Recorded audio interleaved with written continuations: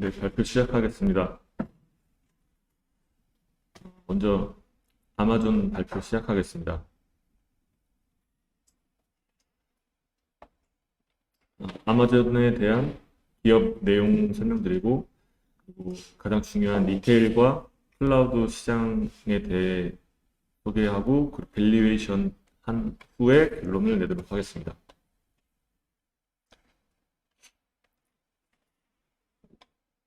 먼저 아마존은 사업 분야가 크게는 두 가지이고, 먼저 리테일이 가장 크고, 그 다음은 클라우드, 그 다음은 광고 서비스 같은 기타 매출이 있습니다.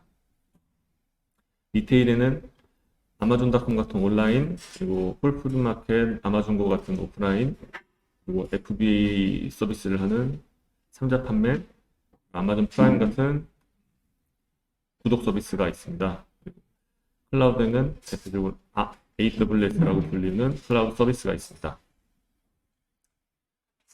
주요 고객은 온 오프라인 상품들을 구매하는 구매자, 그리고 상품을 판매하는 판매자들, 그리고 AWS를 사용하는 개발자와 기업들, 그리고 작가들 또는 음악 창작가들 등등의 그 콘텐츠 창작자들이 있습니다. 재무 내용을 보겠습니다. 연결 실적부터 보면 매년 성장하는 중이고 2018년도부터 영업이익률이 5%로 개선된 점이 인상적이었습니다. 그리고 세그먼트별로 실적을 나눠서 공시를 해주고 있는데요. 크게는 북미, 그리고 인터내셔널, AWS 이렇게 세 가지 세그먼트로 실적을 발표하고 있습니다. 그리고 그 중에서 매출 비중은 북미가 60%로 가장 크지만 영업이익으로 보면 AWS가 50%그 이상이었던 점이 인상적이었습니다. 모든 전 분야가 계속 성장을 하고 있는 모양이었습니다. 그리고 좀 더 세부적으로 서비스 그룹별로도 매출을 발표하고 있습니다. 그 중에서 매출액은 온라인 스토어가 가장 47%로 가장 컸고, 성장률로 봤을 때는 수익성이 좋은 서비스 쪽, FBA, 아마존 프라임 광고 등의 그쪽 부분의 매출 성장률이 가장 컸습니다.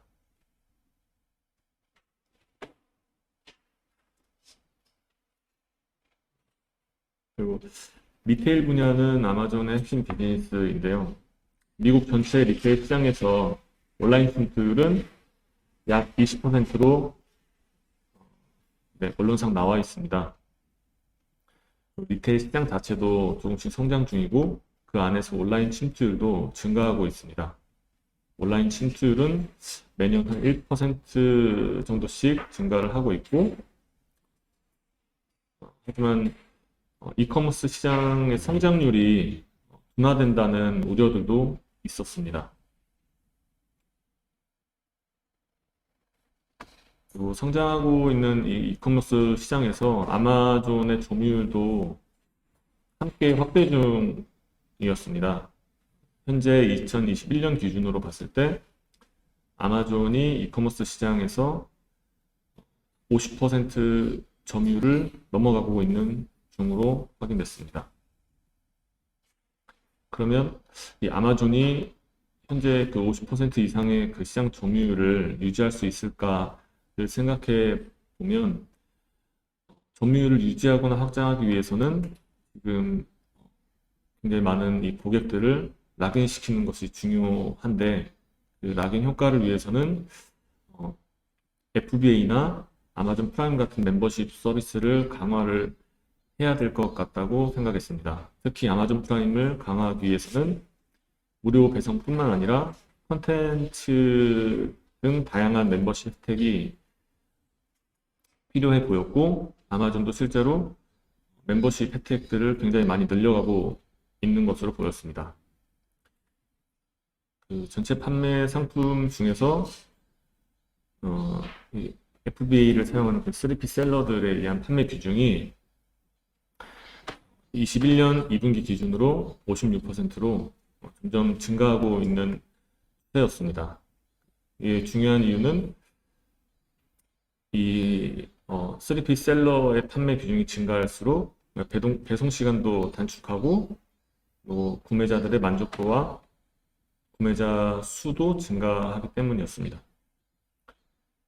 그리고 또 중요한 아마존 프라임의 가입자 수도 실제로 확인해 보면 매년 증가하고 있고 그 아마존 프라임에 의한 매출도 지속적으로 매년 증가를 해오고 있었습니다. 참고로 20년 기준 전 세계 2억 명 중에서 그 1억 4,860만 명, 74%가 미국 가입자였습니다. 아마존 프라임 서비스 혜택인데 계속 늘려나가고 있는 중이었습니다. 특히 콘텐츠 위주로 OTT 등등으로 계속 늘려나가고 있다고 합니다. 그 다음은 클라우드 시장입니다.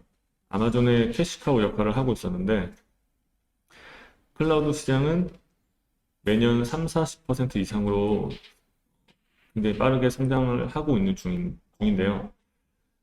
2분기 기준 클라우드 시장 규모와 시장 점유율을 보면 420억 달러로 전년 대비 40% 정도 성장을 했습니다.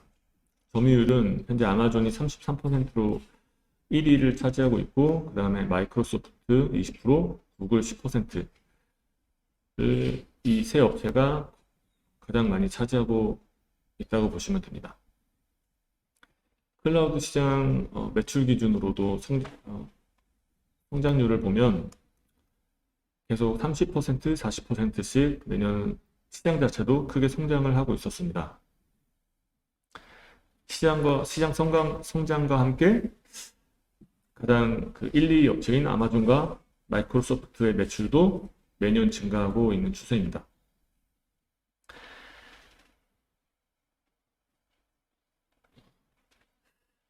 아마존 AWS의 성장률과 시장 점유율은 조금 낮아지고 있지만 크게 우려할 만큼은 아닌 듯해 보였습니다.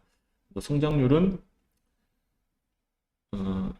2016년부터 서서히 낮아지다가 2020년을 기준으로 다시 증가하고 있는 모습을 보여주고 있는데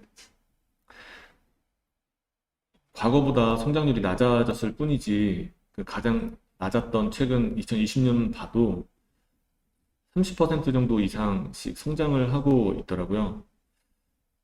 그리고 아마존의 시장 점유율 자체가 좀 낮아지는 부분은 좀 아쉬웠습니다. 리테일 시장처럼 시장 점유율도 유지하거나 확대하면서 시장과 함께 성장한다면 베스트이지만 이 부분은 좀 아쉬웠습니다.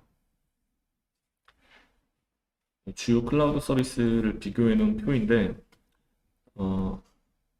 그럼 여기서 봐야 될 건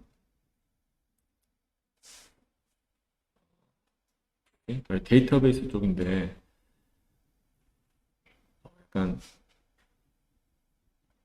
마이크로소프트는 마이크로소프트 자체에서 만든 데이터베이스를 기반으로 이제 서비스를 제공하고 있고 아마존도 마찬가지이지만 개인적인 경험으로 봤을 때 아마존 RDS라는 이 데이터베이스 이쪽 구조가 스타트업들이나 일반 IT 회사들이 훨씬 더 많이 사용하는 걸로 알고 있습니다.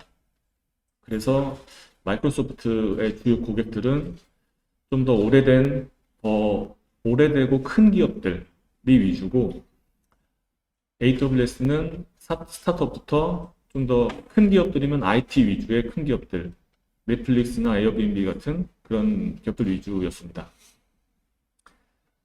밸류에이션을 해봤습니다.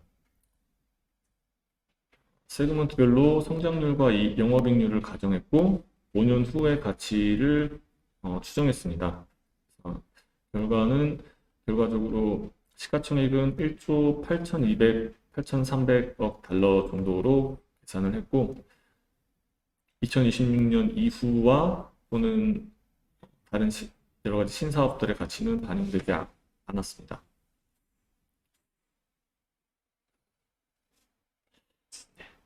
그리고 결론을 생각해 보면 먼저 세 가지를 생각을 해봤는데요. 먼저 첫 번째는 가격이 싸지면 조금씩 사모으자. 1조 8천억 달러를 기준으로 좀 싸지면 기업 가치가 크게 훼손되지 않은 상태에서는 좀 편하게 살 수 있을 것 같다라는 생각을 했고, 두 번째는 아마존에 대해서 이렇게라도 조금 보기 전에 생각과 본 후의 생각이 좀 달라졌는데, 기존에는 그냥 비즈니스랑 시가총액만 대략 알고 있을 때는 이미 엄청 큰 회사고, 그리고 너무 큰 회사니까 얼마나 더 성장할 수 있을까, 너무 비싼 거 아닌가, 이렇게 막연하게만 생각하고 있었는데, 관련 자료들이나 또 매출, 이익 등 숫자를 본 이후에는 굉장히 이렇게 큰 기업이 생각보다 매년 25에서 30% 이상 매출만 봐도 이렇게 성장을 해왔구나, 그리고 해가고 있구나, 그리고 생각보다 비싸지 않고 성장도 쉽게 꺾이지 않을 것 같다, 이런 생각을 하게 됐습니다. 그래서 앞으로는 앞으로 공부할 기업들을 아마존을 기준으로 비교 대상을 삼아서 왜 아마존보다 그 해당 기업이냐, 이런 식으로 스스로 되물어가면서 공부하면 좋을 것 같다는 생각을 했습니다. 아마존보다 더 빠르게 성장하고 또는 5년, 10년 전 아마존과 같은 기업을 찾아보자. 못 찾겠으면 그냥 아마존을 사도 괜찮을 것 같다, 이렇게 생각을 해보았습니다. 네, 이상입니다.